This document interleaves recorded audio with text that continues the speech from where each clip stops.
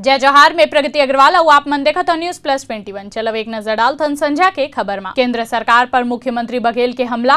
कहीं महाराष्ट्र में अब IT ED के छापा नहीं पड़ी, ओखर मन के कोनो योजना ग्रामीण के हित के नहीं। छत्तीसगढ़ में 48 घंटा में भारी बारिश के चेतावनी। बीते रात 15 केंद्र में मूसलाधार पानी बरसिस।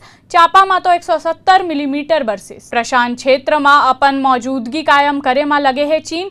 पिछला एक दशक में कई द्वीप देश के बीच हुई आर्थिक और सुरक्षा समझौता। समर्थन मांगेला 9 जुलाई के कोलकाता ही राष्ट्रपति पद के उम्मीदवार द्रौपदी मुर्मू ममता बनर्जी लेकर ही मुलाकात। DGCA के सख्ती के तुरंत बाद हरकत में आई इंडिगो एयरलाइन। टाइम में उड़ेला लगी 71% फ्लाइट। खनन माफिया हाजी इकबाल के मुश्किल फेर बढ़ीस। अब कोठी में चलीस बुलडोजर।